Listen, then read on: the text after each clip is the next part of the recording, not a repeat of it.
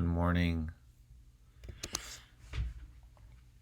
Good morning, guys. It is day 38 here on Flippin Live, and it is Tuesday morning, June 9th, 2020. I'm Andrew from 510 Books, and we're going to get started right now.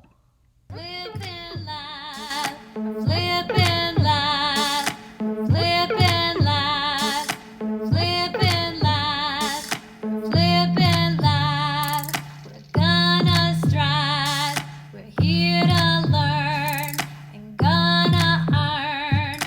Flippin' live, flippin' live, flippin' live, we're flippin' live.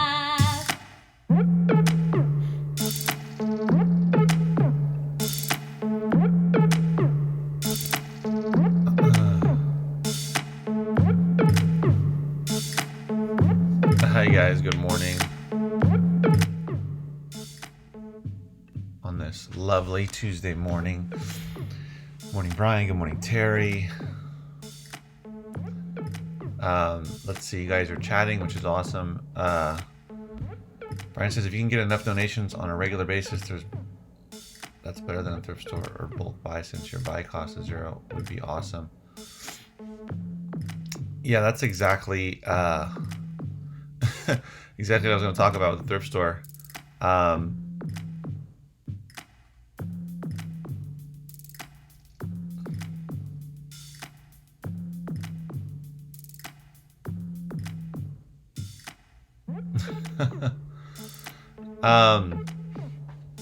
So yeah, Brian hit right on it. Is that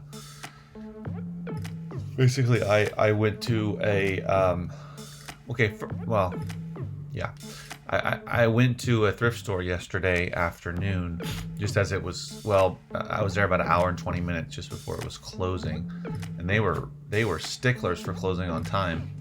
So they closed at 5 p.m. and I had to finish up. I wasn't able to go through all the CDs because they had quite a lot.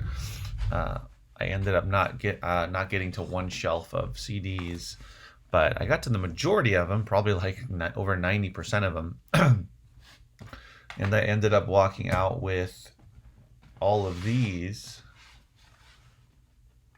These are all the CDs that I got at the thrift store. So I got 1, 2, 3, 4, 5, 6, 7, 8, 9, 10, 11, 27, which isn't too bad. And I paid, I think it was $52 and change, all in. So that was not, that's a decent price. That's a good price. So a little less than half of them were $1, and the rest of them, they were 50% off because they were green tag, and the other ones were $1.99. They just had a flat rate for all of them. I mean, except all CDs were $1.99, except if it had a green tag, then it was 50% off.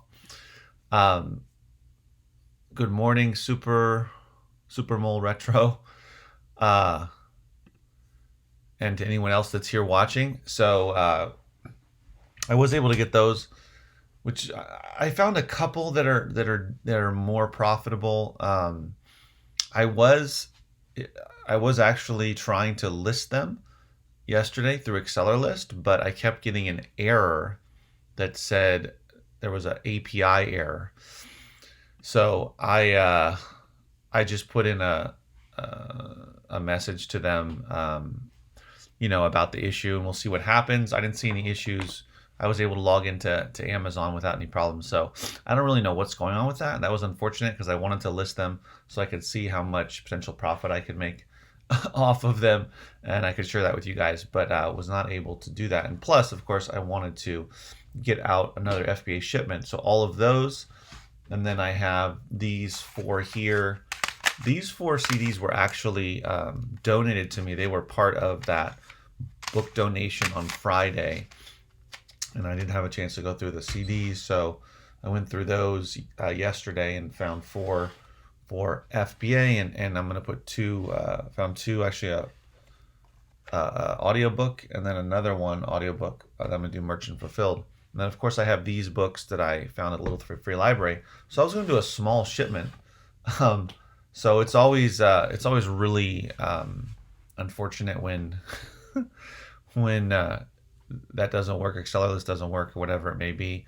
I'm debating about just going and listing directly through Amazon because the shipment is small and it will take me longer because I'll have to plop in the condition notes for each item, but I have them pre-written on a document here on my computer, so I could just drop them in. It clearly would still take longer, but I can still use my scanner, my handy dandy scanner here, to just scan the barcodes. I'm thinking about doing that if the API situation doesn't get fixed, just so I can. Well, then I don't know. I haven't done that in a long time because I haven't. I don't know if they would split the shipment or if they would send it to the same place. But anyway, I might try that. We'll see. So I went to the thrift store and Steven, good morning. Steven says, "Are you still doing bulk?" I'm doing bulk in a different way. Um, and I'm not buying Gaylords at the moment. We'll see if I ever come back, if I come back to that again. But I'm currently doing is soliciting donations through a Facebook ad. Actually, I'm gonna start rerunning it again. Just having to figure out how to do that because I'm new to the whole interface on Facebook, business ads manager, and all that stuff. But I stopped buying bulk. Well, the last time I bought bulk was earlier this year. Was in February. I bought 7 Gaylords of mixed media, like CDs, DVDs, video games, audiobooks, that kind of stuff. I finished going through that. When was that? That was like a month ago or so. I plowed through that during quarantine. So no, I kind of stopped doing that. I'm focusing on my my local sale, where I have a local monthly sale. I'm going to be having it next the 19th and 20th, so next week on Friday and Saturday for the first time since March 3rd and 4th. Um, so so what I've been doing the last month, I ran an ad on Facebook, a video ad asking for book donations. I ended up getting about close to a dozen. And then through that ad, I got in contact with somebody who was going to close a bookstore, and I'm going to buy a massive amount of books from them out of a storage unit. So, so that's what I've been doing instead of doing Gaylords. And through that, I've been able. People have donated some CDs to me. A woman donated some records to me. So also I've gotten some DVDs from people. So which is what I thought would happen.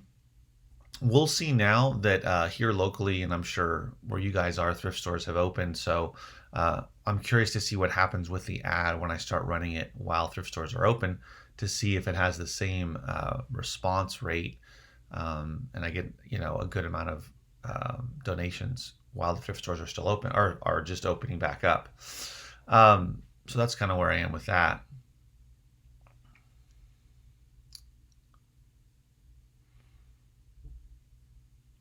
Steven says, message me, I can help you with that. I have mine set up the same way. Are you talking about through Facebook Ads Manager? Because I'm trying to figure out how to start it up again, and it keeps saying that I need to change the what does it say? Adjust the budget or something like that when I go in there, because I go in there and I click on edit the video, and then it says okay, I don't know why it doesn't have it. Oh, that is weird. Anyway, never mind. I just figured it out, and I don't know how I just figured that out. Start date. Okay. Never mind. I think I might have figured it out just now randomly. But anyway, I appreciate the help. Brian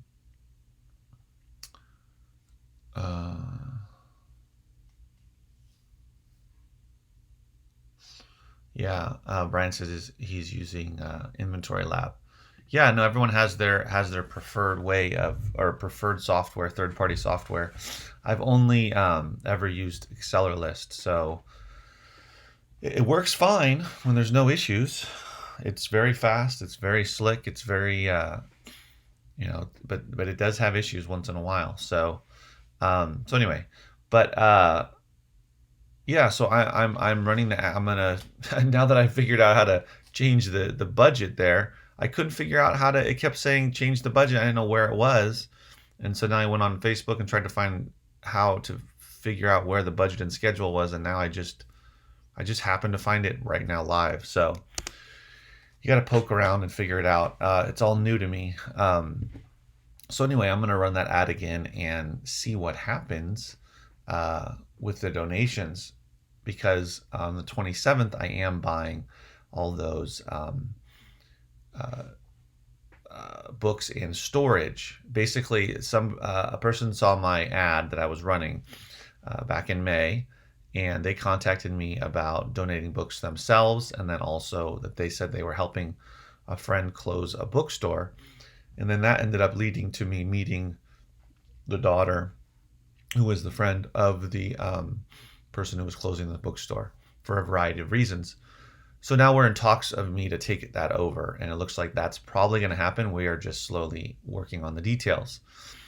But they, aside from all the books they have in the actual bookstore, they have over 2,000. I'm getting the feeling that they have way more than 2,000 books. But we'll see actually how much they are on the 27th. I'm gonna buy those books for.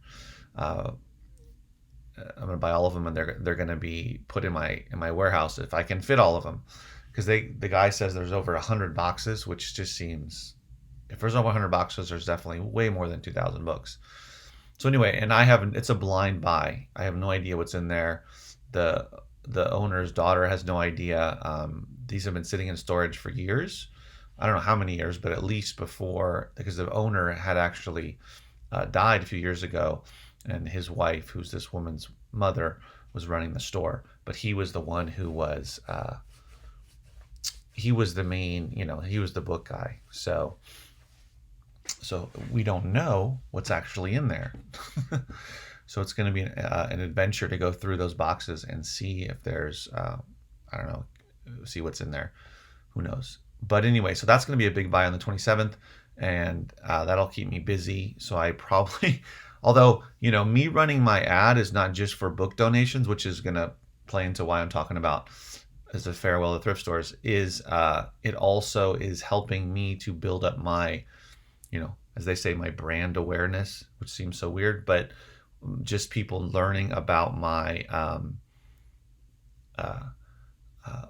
my local business, my 5-10 books locally that I'm having the monthly sale, that I exist, that I'm there, that I have books, that I have all other types of media, well, most other types of popular media, about 5 other kinds, and that they can follow my page as well. So not only do I potentially get donations from them, but then if they follow my page, even if they do not donate to me, which a lot of people are doing, they're not donating, but they are following or liking my Facebook page, and so that they then will see when I have another sale, and can come to my sale and or eventually donate or tell somebody else about it. So there's all of those benefits to running the ad. Oh, wait.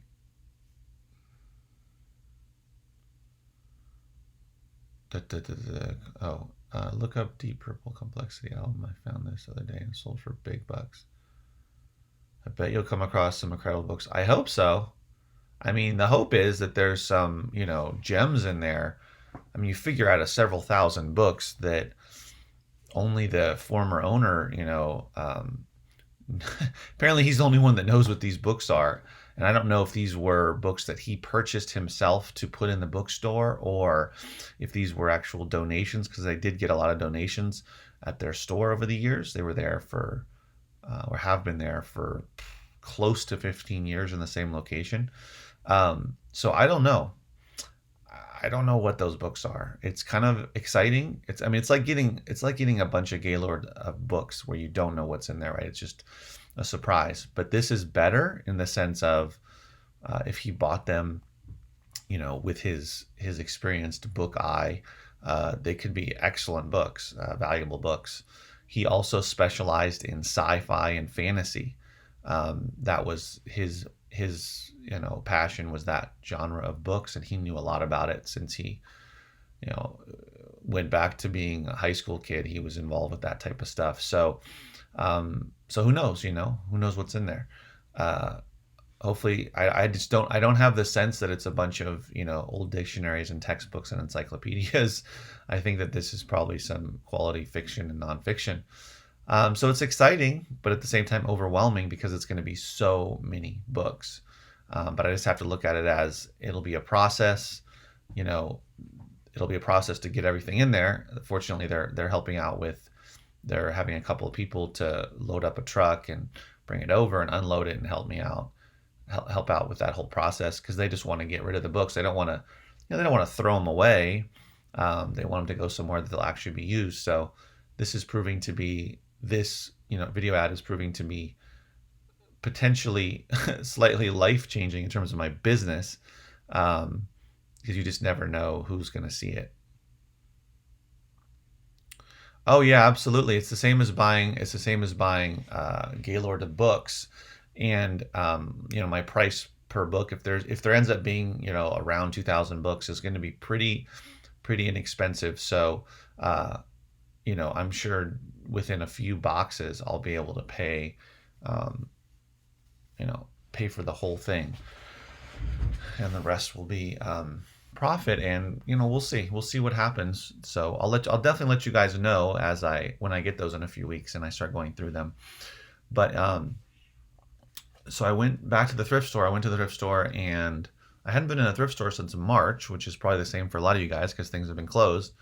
Um, but I had gone last time I went to a thrift store was right before, probably like a week or so, or a few days even. Actually, it might have been a few days before everything closed down in California. Before Newsom closed everything down, we went into quarantine, and all non-essential businesses, which includes thrift stores, closed.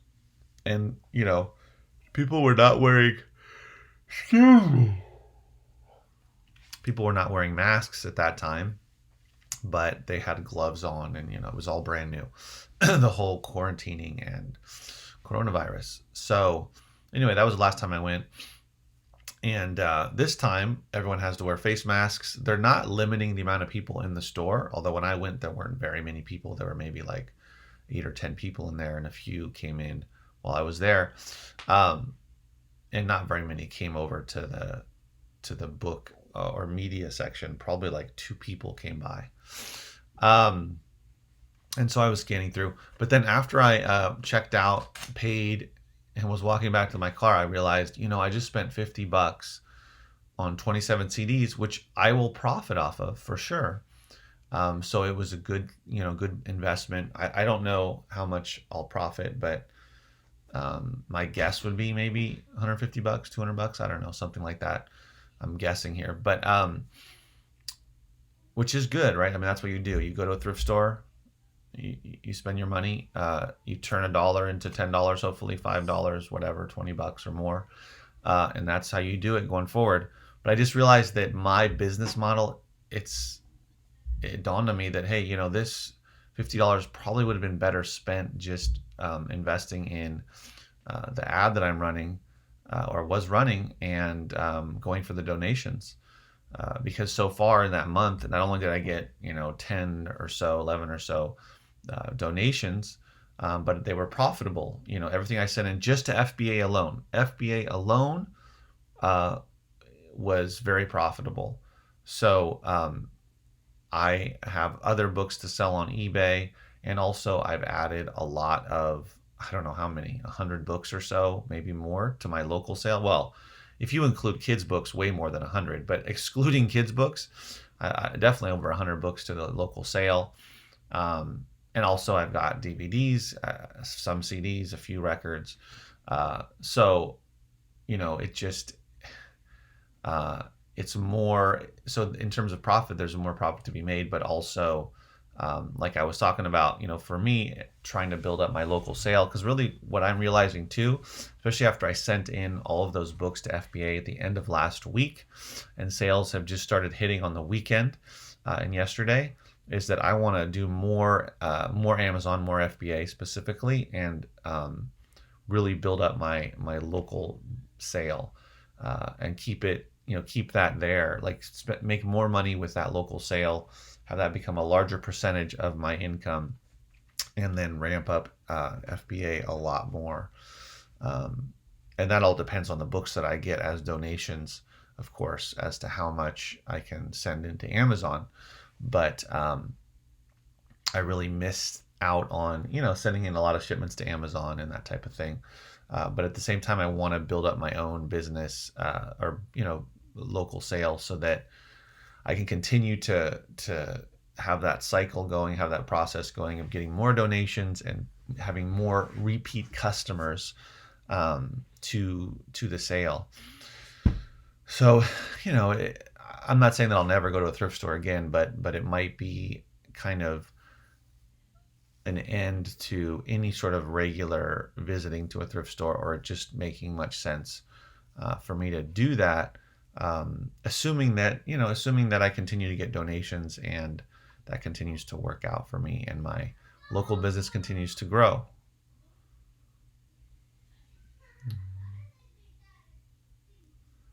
Uh, oh boy, let's see.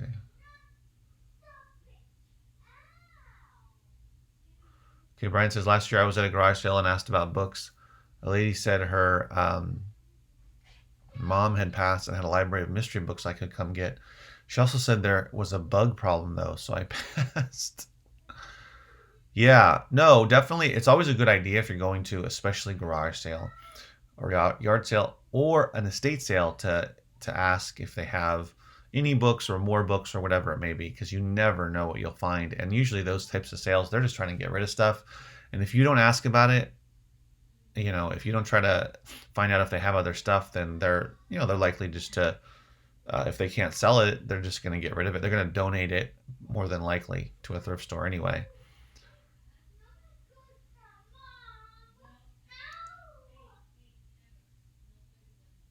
Uh, Peter Valley recommends no more than 8 cents per book.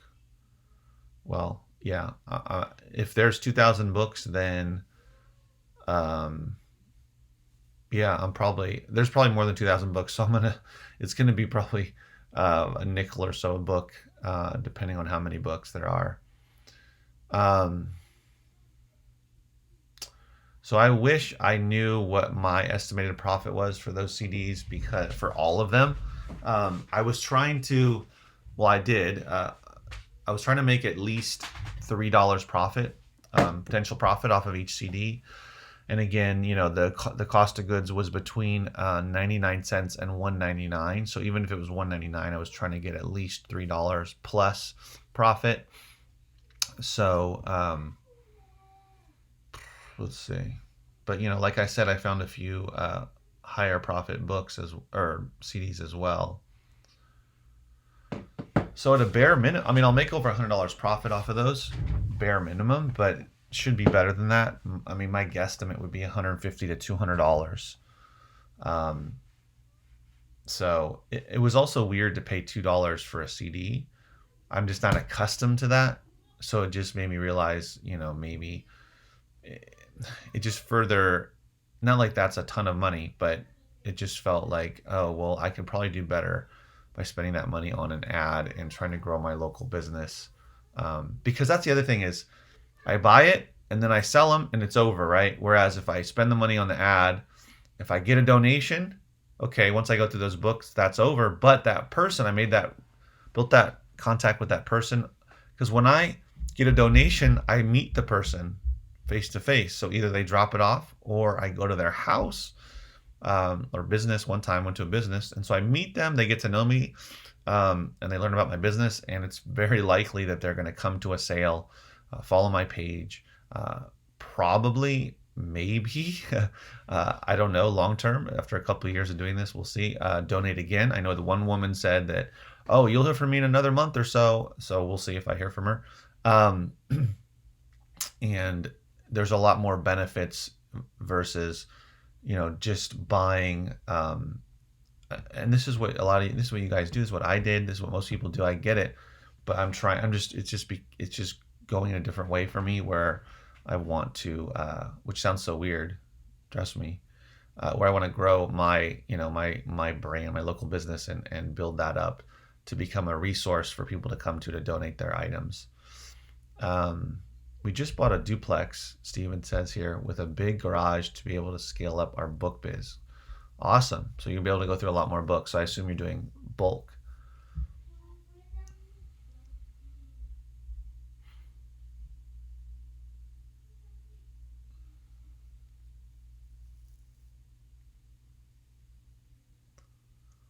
Um,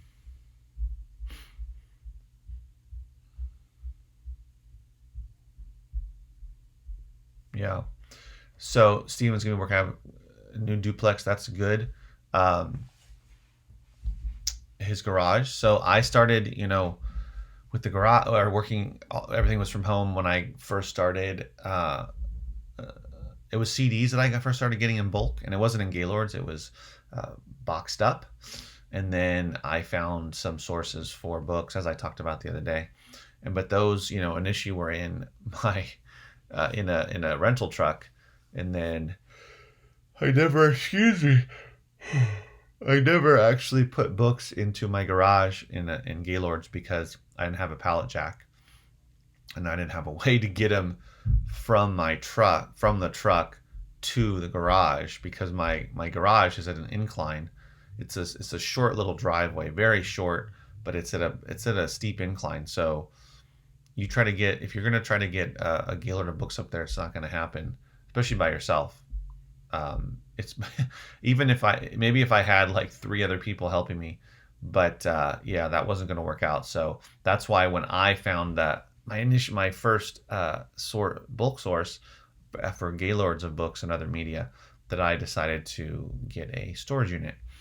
Um, and that's all. That's a good way to go. I think that you have to grow into bigger spaces that you should, unless you have done business before, I mean, have other businesses, or you have the money and you don't mind if it doesn't work out, just, a couple grand or whatever to get a warehouse space or something bigger.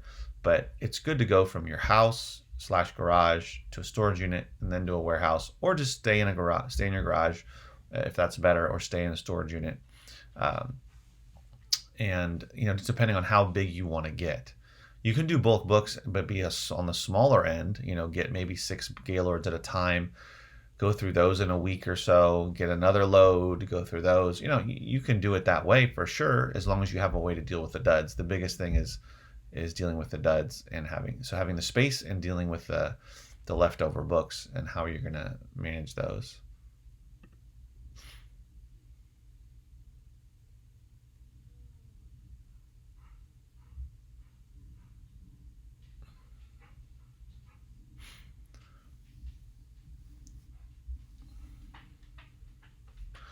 Yeah, in terms of talking to, I mean, Goodwill's a big chain. Brian's asking about talking to Goodwill as a thrift store for bulk books, and I've never spoken directly to Goodwill about that, but I know here in Southern California, because there's so many and they get so many donations, that there are auctions that happen.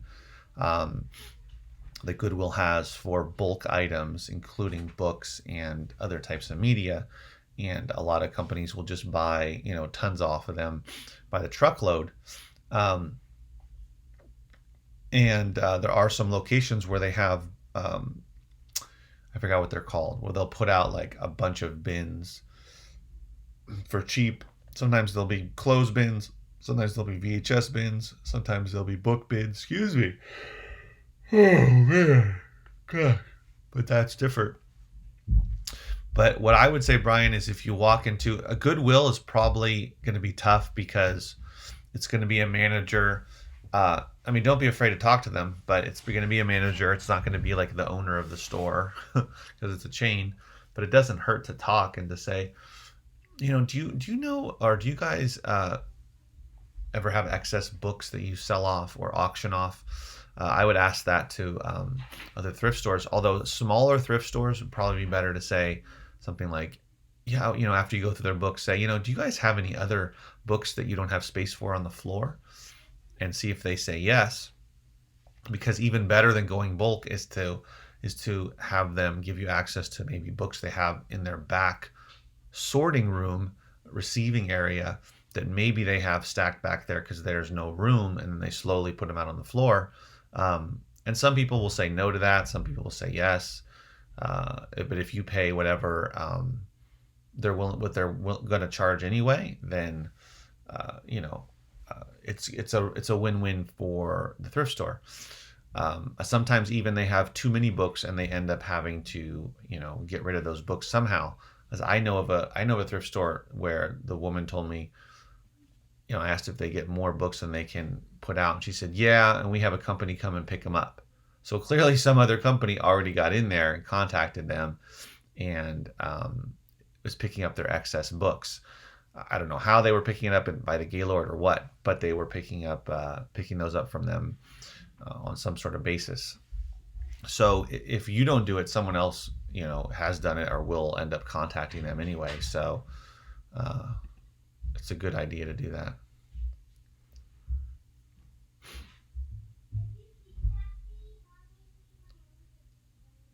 Yeah. See, this is ding, ding, ding. Here you go. This is the rub here, as Shakespeare wrote. You have to find a way to get rid of duds. It's a priority before you even buy your first pallet. Yes. That was my issue from the beginning, was how to deal with that. And then my bulk source told me that they were going to this was like, I don't know, a couple of years ago, that they were starting to take back the duds. So then they were able to just take them off when they would come with a fresh load, which was a big deal for me. However, they stopped being able to do that like a year or so ago because they were selling them off to Mexico, and then ended up not being profitable because there were tariffs or whatever that were applied. So they weren't able to do that anymore. And I don't know if they're still doing that or not, because I haven't bought books from them in a while. But you do need a way to deal with the duds. So if you're going to just recycle them, then you need to find a recycler who you can take them to, or who will pick them up. And a lot of recyclers won't pick up books unless there's a lot of them. And every recycler is going to be different. The alternative is you have to kind of sort them out and say, either do eBay lots or donate a bunch of stuff. It's tough. I mean, the easiest way is to have somebody pick them up, recycler or somebody like that who will recycle them. That's the easiest way, so that you don't have to hassle with taking them somewhere, because that requires having a truck with a lift gate and all of that comes with it. So you got to consider all of that for sure.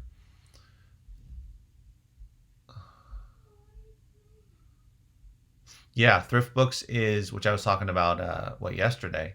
Thrift Books has deals with so many thrift stores. That's why get so many. That's how they get so many books.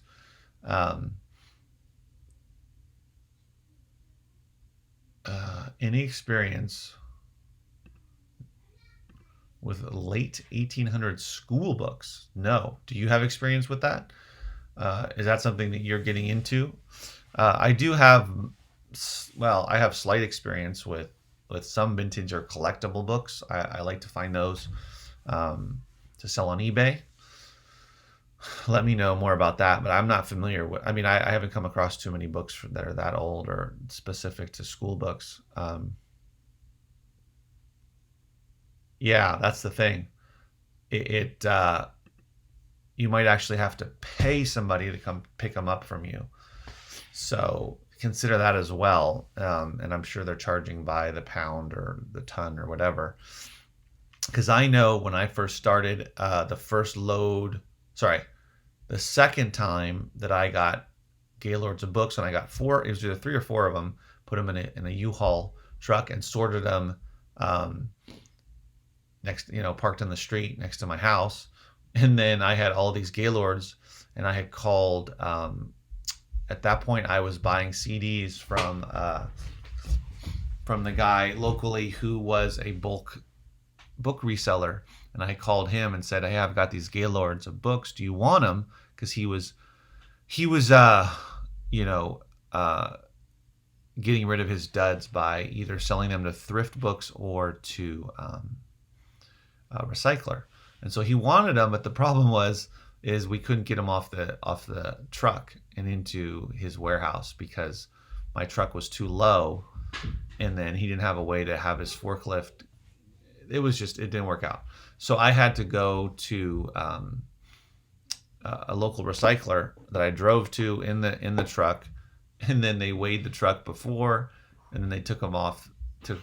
With forklifts they took them off the truck, and then weighed the truck again, and I got paid. I don't remember how much I got paid for it, $50 or $40 or $70. I can't remember what it was, but something. But that was at the time when they would actually pay you for your paper or your books.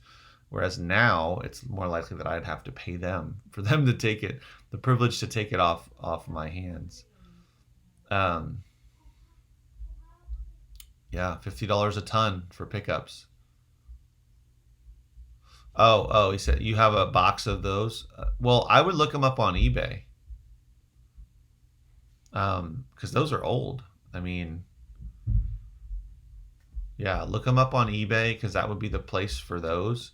Um, eBay does really well. It's a really good place for more collectible stuff. And when it comes to older books, I don't know if school books that old would be something that somebody would be into, but my guess is that somebody is probably into them, collects them.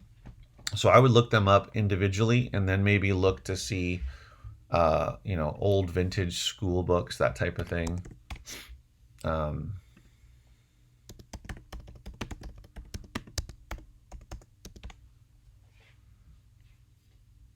yeah, I mean, look at this. Here, let me show you. I'll share the screen. I mean, these are cool looking. That's the thing. Are they like, do they look cool? Are they like hardcover with cool looking old spines? Because you can sell that all day on eBay. So look, I just popped in school books 1800s, 43 results. So here's somebody with 10. These are have not sold yet, but you can see there's a lot of them. So let's see. There's potential, right? Let's see what they've sold for. 22 have sold. Wow, here's one from the 1800s for $16. Here's two for $10. Here's one that was taken for a deal. This looks cool. Look at that. But that was a carrier book holder. That's pretty cool. Look at this one. Antique lot of 12 books. Vintage, hard to find, old rare textbooks, school 1800s. That's the thing with this too, is you're going to want to throw in all the keywords, right? So 1800s, this guy put school, put textbooks, put old, vintage, antique, so that as people are searching for these things, they would find them. I mean, look at how cool those look. They put an auction up, and they ended up getting $79.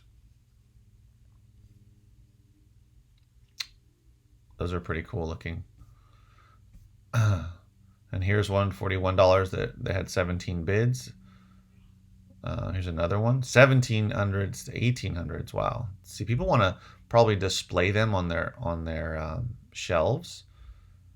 It's a cool display way of displaying. Here's school books. So yeah, those are a good amount. So I don't know what you have, or if it's similar to those. Yeah. But anyway, so hopefully that helps out. Oh, speaking of that, I sold what are they called?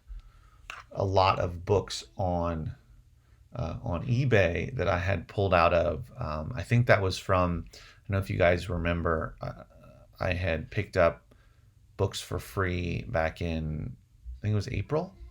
There was a business closing down, a tutoring business, and I ended up getting my whole car full, 2 carloads full of books, a lot of textbooks, a lot of valuable books in there, but also they had these, what are they called?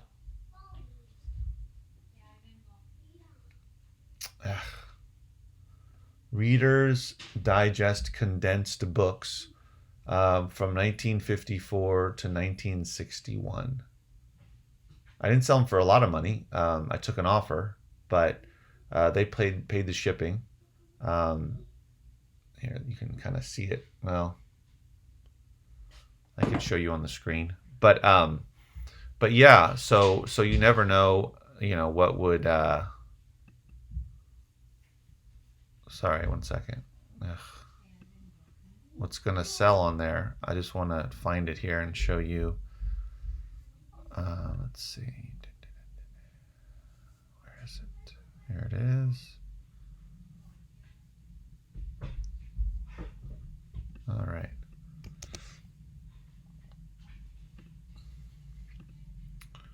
So they have these cool looking spines. Although one of the spines was coming off, but these are pretty old, 1954 to 1961. So I just put decorative covers, vintage, to try to attract attention. So I ended up taking an offer of $11, so total was $24. Um, but anyway, so I just you never know that you find something like that in your donations or in bulk books that you're getting. You might think, who wants these Reader's Digest condensed books? But look at the spines. You put them all together. They're older, so people might want to display them on their on their mantle, on their bookshelf, or they might just be collectors. So you never know. You just throw them together and take some pictures and put them up. I take offers all the time, so anyway, so book lots sell all day for that type of stuff. So let's see. Okay. Also, I spoke more. I had another conversation with the woman about the bookstore, and we're getting closer to ironing out all the details. And it looks like we might just do because buying a bookstore, essentially what I'm buying is the stock, the book inventory, and everything that's in the store. So like the shelves and any other display things or this, that, and the other, all the stuff that's in there, because the building, clearly I'm not buying that, she doesn't own the building. They're just leasing it. So that's not part of the deal. It's just, I'm essentially have to buy the stock. So she's not a bookseller and she doesn't know what the books are worth. I don't know what the books are worth, to me, or what I can make off of them, unless I were to go through all of them.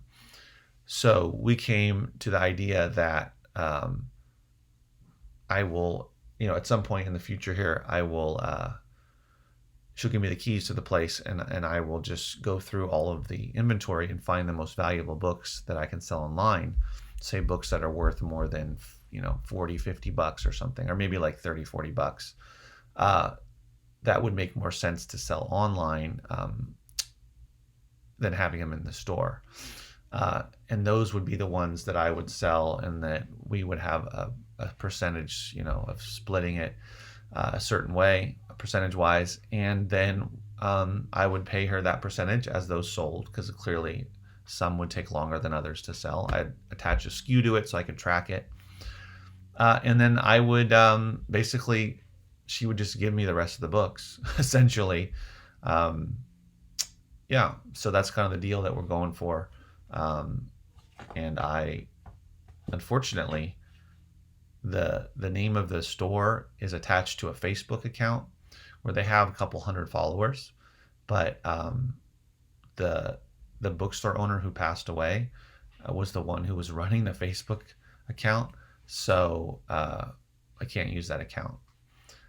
So either I have to start a new one with I don't know, the same name but slightly changed somehow, or I just have to rename the store, which is and just start a brand new Facebook account page and just start advertising in anticipation of opening it up with that new name, which is probably better for the long term to get a new name going and see how that goes. But anyway, but that's the idea going forward with it. just by glance or just by looking up a few of the books in the store, there are definitely some in there that are. Excuse me. There's definitely gonna be some books that are worth some money. Although I don't know. We'll see if there's anything. I'm sure there will be some that I could sell on Amazon. There just has to be. I mean, it's not like all the books are old collectible books. There's plenty of newer books that are only, came out within the last 10 or 20 years. But anyway, it's all a process trying to figure that out and what I'm going to do. So yeah. So if you guys have any comments, questions, please let me know. I'm kind of running out here of things to talk about. That's what I want to talk about was the thrift store run. It was also really strange to be in the thrift store with a mask on, I have to say. I haven't had a mask on for that long since this whole quarantining has started. So that was really strange. I was in there for like an hour and 20 minutes. And I mean, the longest time I wear a mask is when I go to the, if I go to the post office, which is really brief because I'm just dropping boxes off or envelopes off to mail. Or if I go to the store, usually with the family, but if I go to the store, the grocery store, but I'm, not there that long. That's really it. I mean, for my upcoming sale, I will have to wear a mask when people are there. Just, make sure everyone, because I'm going to require that they have a mask. So it's going to be so weird. But anyway, so that's probably when I will be wearing it for a while too, when people are in there, because hopefully people show up. But that was really strange. Also, just, going from being in my warehouse and sorting and scanning things by myself to being around people and doing that was really just odd. It just reminds me of, what it was like all those years of going to the thrift stores for so many times, and you have to deal with other people, which is not necessarily a bad thing, but you can always get people that come through and are acting less than appropriate, being loud, cussing, whatever. There's always oddballs and different types of people, especially in thrift stores.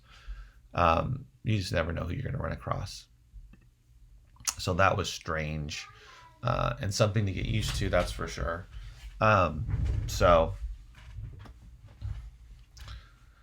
I guess it's just weird how things can evolve from starting almost 6 years ago, learning about the whole reselling business and selling and buying only in thrift stores, and then garage sales and estate sales, and then library book sales, and then slowly getting into bulk.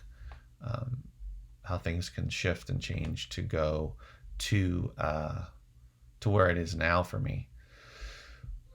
And it's crazy too to think that I'm just starting this new process, this new journey of having my warehouse and having a local sale.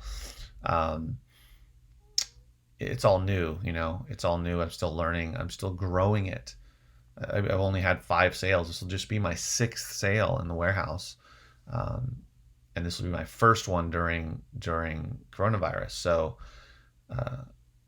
so we'll see, we'll see how I'm able to grow it and how it goes. I used to be the Book Bandit. I'd still love to call this channel the Book Bandit, but when I did that initially, it was fine. And then I found out that someone else actually was using that. Someone actually had trademarked the name and was using it and they had some sort of like book buyback app. And then they started their own YouTube channel. And they had a website. I think the website's not even up anymore. And I don't think the app exists. However, the trademark is still in place. So I didn't want to even mess with it. But yeah, I wish I could have kept that to this day to be the Book Bandit. I would have loved to have kept that. But unfortunately, I picked a name that someone ended up trademarking, and I had to give it up. And I didn't know what to call it, so I just called it Marshall Bookman, which I wasn't happy with at all. I just couldn't, at the time, come up with anything else, so I just stuck with it. And now that I changed, or that I started this local sale, I decided just to change it to that and be done with it. And now, I can't foresee changing it again. Yeah, I think that's it. um, so you never know. Anyway, so I think I'm going to end the stream a little bit early. Tomorrow, Wednesday, is my son's birthday. He's turning 5, so I will not have a stream because it's his birthday. I want to wake up in the morning and do our birthday stuff. So, my next stream will be Tuesday. So it'll be Thursday morning, 7 a.m. Pacific time to 8 a.m. So this will be the first time that I missed a day in 38 days, but he only turns 5 one time, so I should have my attention on that instead of being in here on the stream. So, which I can't believe he's turning 5. But anyway, that's a whole nother conversation. Oh, where did I get the 510 from? So that is the zip code or area code of the Bay Area. I used to have, that's one of the main area codes for Northern California Bay Area where I grew up. So that's why I called it that, because that's where I'm from, my roots. So yeah, that's why 510.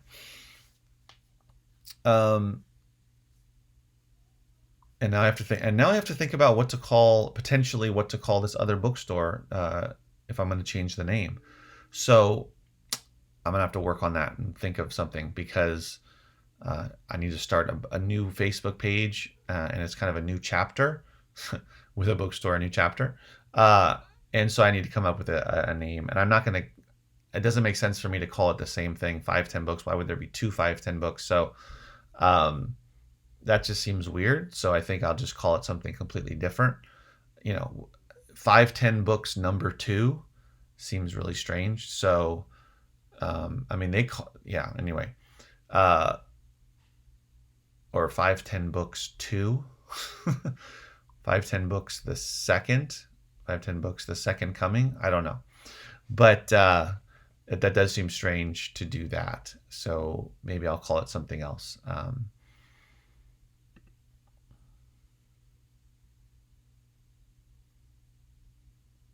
Yeah, books of plenty. Thank you. Yeah, 510 books the next chapter. That's a mouthful. I'd rather have it just be something real quick and simple. A different I don't know, a different name, a different brand, so that it can be separate from mine. Yeah. Because I see like what's it called? Half price books. You guys probably have or heard of half price books. There's I don't think there's one near where I live, but there was one. I remember I went to one in Northern California, in Berkeley, California, and they each of them have their own Facebook pages, I believe.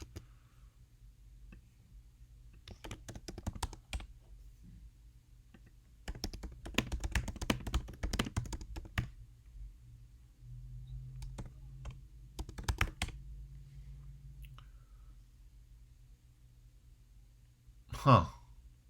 So it's just called Half Price Books. Wow.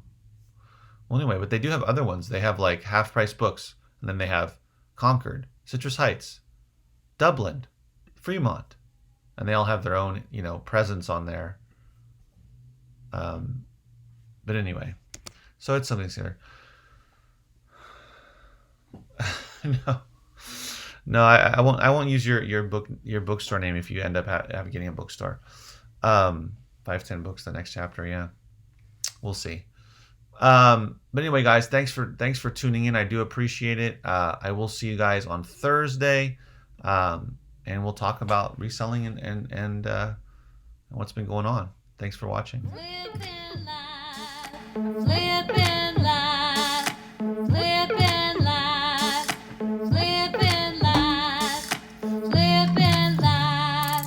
We're gonna strive. We're here to learn and gonna earn. Flippin' live, flippin' live, flippin' live. We're flippin' live. Yeah, Brenda. Hi, Brenda. I have watched some of his videos. I remember watching his videos years ago when I probably like around the time that I was starting to vlog, and he would make videos about traveling around the country and going to thrift stores. But yeah, now he has a big warehouse. I don't know where he is. Oh yeah, Wisconsin, because he's a Green Bay Packers fan. Yeah, he sells all different types of random stuff. He'll sell anything basically if he can make money off of it, which is great for him. Yeah, no, I've seen that, and he does. I don't know how he gets so many people to show up. He has a much larger space than I do, that's for sure. But I couldn't handle the kind of crowds that I've seen in his videos where it looks like he has hundreds and hundreds and hundreds of people, if not more, showing up to a sale. And he seems to do like 4 or 5 day sales. But he also offers a lot of different types of stuff, random stuff. So yeah, I mean, my idea is that my prices are low, but I want to do a lot of volume. So my sale could handle a couple hundred people buying items from me. I would have I have enough to handle that kind of volume. I could have 200 people buy at least one item from me, make a purchase, and I would do extremely well. I had 50 people. My best sale so far in terms of profit wise was in February, and I had about 49, 50 people at least or make a purchase, right? So at least make a purchase. And off of that, I was able. Oh, that's early, Brenda. I was able to. The profit was just a little bit shy of my lease payment, my monthly lease payment. So when I did that in February, I was really excited, about the potential of the sale, because again, I didn't have that many people show up. About 50 people made a purchase, and probably less than 10, I would say. Probably less, 5 to 10 people showed up and didn't make a purchase. So when people come out, it's rare that they don't buy something, just because, I have so much. If they're coming from media, I have so much of it that they usually find something, even if they only buy 1 or 2 or 3 items, they at least usually will buy something. So I'm going for volume, and I just need more. I need to get more people to come in. Similar to him, he's got a warehouse. As far as I can tell from his videos, it's not like it's not a retail space, so people have to drive in, and it's not obviously there. So for me, the same situation where people have to learn where I am, follow my page. And even if they don't follow my page, I have a few people that come back regularly. Although now I don't know if they're going to be there because they're not following my Facebook page. But they were coming back every time I would have a sale because they know where I am. They know when my next sale is. They would just ask for the next time. And so that I have repeat customers. I want to grow the repeat customer base, and that my advertising hopefully reaches enough people that I get enough people to show up, which is why I like to do it monthly as well. So there's anticipation, so that when people come, they actually spend a good amount of money and time there. So anyway, yeah, I have seen this channel, and the reason that he's able to make so much money is because he's got a lot of stuff for sale. Number one, it's cheap, and he gets a lot of people to show up. I'm sure he gets thousands of people over that 4 or 5 days. I mean, forget about 1,000. If I got 200 people, just 200 people to make a purchase, and so if I had like 250 people come through my sale over a 2-day period, which when you think about it is not very much. 100 or so people each day is not a lot of people. I mean, it's busy. Like, I will be busy the whole time, but that's not that many people. So if I were to have, based on the numbers that I've done before, if I had 200 people make a purchase, I would probably more than double, if not triple or quadruple, what my rent is. So that's what I'm talking about. If I get to the point of having 100 people and then 200 people make a purchase, that's when I start making some serious money. And I think making enough money just to make my rent payment is pretty awesome. Anyway, so we'll see. So anyway, thanks for watching, guys. Appreciate it. Have a great day. Again, there's no video tomorrow, no stream tomorrow, because it's my son's 5th birthday, so we're gonna celebrate tomorrow. You know, he's out of school officially tomorrow. Well, today's his last day. He's zooming. But anyway, so we're gonna do what we can, you know, considering all the quarantining and everything. But thanks for watching. I'll be back Thursday morning, 7 a.m. I appreciate you guys watching. Have a great day. Hope you're able to do some sourcing, some listing. Like I always say, keep booking, and most importantly, stay safe. Take care. Have a good day.